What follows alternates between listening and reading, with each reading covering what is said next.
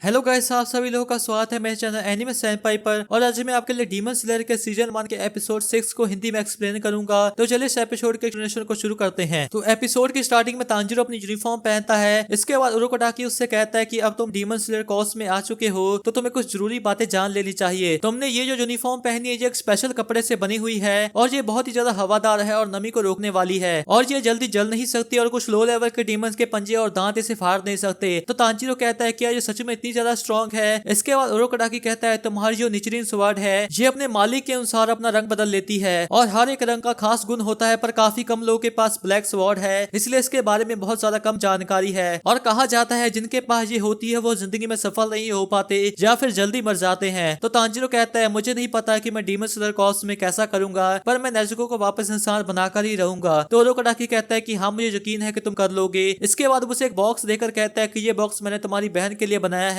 ताकि तुम उसको लेकर दिन में सफर कर सको। और ये क्लाउड मिस्ट पाइन नाम के एक स्पेशल लकड़ी से बना हुआ है और मैंने इसे बाहर से सख्त बनाया है इसलिए ये जल्दी टूटेगा नहीं। और फिर वो उसे उठाकर कहता है ये तो सच में काफी हल्का है। इसके बाद वो नेजुको के पास जाकर उससे कहता है कि तुम इसके अंदर आ जाओ और फिर वो उसके अंदर आ जाती है। और फिर तांजीरो नेजुको से कहता है कि अब से हम दोनों हमेशा एक साथ रहेंगे। इसके बाद तांजीरो उरोकोटाकी को बाय कहकर चला जाता है और फिर वो उस टाउन में पहुंच जाता है। और जो पिछले एपिसोड में हमने लड़का देखा था जिसकी गर्लफ्रेंड को वो डीमन ले जाता है, हम उसे पूरी तरह से सदमे में चलते हुए देते हैं और इसका नाम काजुमी होता है और आसपास के लोग उसी के बारे में बात कर रहे होते हैं। फिर तांजीरो उन सभी की बात सुनकर उससे कहता है कि मुझे आपकी कहानी सुननी है, प्लीज मुझे बताइए कि क्या हुआ था। इसके बाद वो उसे उसी जगह पर ले जाता है जहाँ पर उसकी गर्लफ्रेंड सातोको गायब हुई होती है और काजुमी कहता है मुझे पता है कि तुम मेरा यकीन नहीं करोगे लेकिन वो यहीं पर गायब हुई थी। तो तांजीरो कहता है कि मुझे यकीन है, मुझे आपकी बात पर पूरा यकीन है। और फिर वो नीचे बैठकर उस डीमन की महक को सूंघने लग जाता है और वो मन में कहता है कि यहाँ पर बहुत थोड़ी सी स्मेल है लेकिन ये थोड़ी सी अजीब भी लग रही है। और उसे देखकर काजुमी अपनी गाल पर हाथ रख लेता है और फिर हमें पता चलता है कि सातोको के डैड ने उसे बहुत ज्यादा मारा होता है क्योंकि आखिरी बार सातोको उसी के साथ ही। इसके बाद तांजीरो उस डीमन की महक को अलग अलग जगह पर ढूंढता है और उसे ढूंढते ढूंढते उसे शाम हो जाती है। और काजुमी उससे कहता है देखो मैं चाहता हूँ कि तुम मुझ पर यकीन करो, वो सच में गायब ही हुई थी। तो तांजीरो कहता है कि मुझे यकीन है इसीलिए तो मैं यहाँ पर हूँ। फिर वो रात तक उसको ढूंढते रहते हैं और काजुमी कहता है कि मैं खुश हूँ कि तुमने मेरे बारे में इतना सोचा, लेकिन अभी रात हो चुकी है तो तुम्हें कुछ देर आराम कर कल सुबह फिर से ढूंढना शुरू करना चाहिए। तो तांजीरो नीचे बैठकर कहता है कि वो चीजें रात में ही एक्टिवेट होती हैं इसलिए मैं अभी आराम नहीं कर सकता और मुझे अभी एक नई महक मिली है तो वो जरूर नजदीकी होंगे। और इसके बाद हम लोग घर का सीन देते हैं जहाँ पर एक लड़की अपने कमरे की ओर जा रही होती है लेकिन तभी उसके पीछे से एक परछाई आ जाती है और वो उस लड़की का पीछा करने लग जाती है और जब वो अंदर जाती है तो वो वहाँ से गायब हो जाती है। इसके बाद वो अपने रूम में जाकर सो जाती है लेकिन तभी वो परछाई उसके नीचे आ जाती है और फिर उसके अंदर से एक डीमन के हाथ निकलते हैं और वो उसे पकड़कर अंदर ले जाते हैं और तभी तांजीरो को उसकी महक आ जाती है जिसके बाद वो उसकी ओर भागने लग जाता है। और फिर वो वहां पर आकर कहता है कि वो यहीं पर हैं और फिर वो अपनी स्वॉर्ड को निकाल कर कहता है कि यहाँ पर एक इंसान और एक डीमन की महक है लेकिन वो लोग कहीं पर नहीं दिख रहे। और फिर वो अपनी स्वॉर्ड को जमीन की ओर रखकर कहता है कि वो दोनों यहीं पर हैं और फिर वो अपनी स्वॉर्ड को जमीन पर मारता है जिससे वो लड़की दिखती है और फिर वो उसे पकड़कर बाहर निकाल लेता है। इसके बाद वो डीमन भी बाहर आ जाता है और उस डीमन को देखकर उसे उरोकोटाकी की बात याद आती है जब वो उसे ब्लड डीमन आर्ट के बारे में बता रहा होता है जिससे कि एक डीमन के पास सुपर नेचुरल एबिलिटीज आ जाती हैं। इसके बाद तांजीरो से पूछता है कि वो सारी किडनैप हुई लड़कियां कहां पर हैं लेकिन वो गुस्से से अपने दांत रगड़ने लग जाता है और फिर वो वहां से गायब हो जाता है। इसके बाद काजुमी वहां पर आ जाता है और वो कहता है कि ये क्या था। तो तांजीरो से कहता है कि काजुमी आप प्लीज इसे पकड़िए और आप जब तक मेरे अटैक की रेंज में रहोगे तब तक मैं आपको बचा पाऊंगा। और फिर वो उसे ढूंढने लग जाता है और तभी उसे उसकी महक आती है जिसके बाद वो वहां पर वाटर ब्रीदिंग की 5th फॉर्म का यूज करने लगता है लेकिन तभी वहां पर 3 डीमंस आ जाते हैं जिसके बाद तांजीरो जंप कर 8th फॉर्म वाटरफॉल बेसिन का यूज कर अटैक करता है। तभी हम लोग पास्ट का एक सीन देते हैं जहां पर उरोकोटाकी तांजीरो को बता रहा होता है कि इस दुनिया में सिर्फ एक ही डीमन है जो कि किसी इंसान को एक डीमन बना सकता है और वो हजारों सालों पहले एक डीमन बना था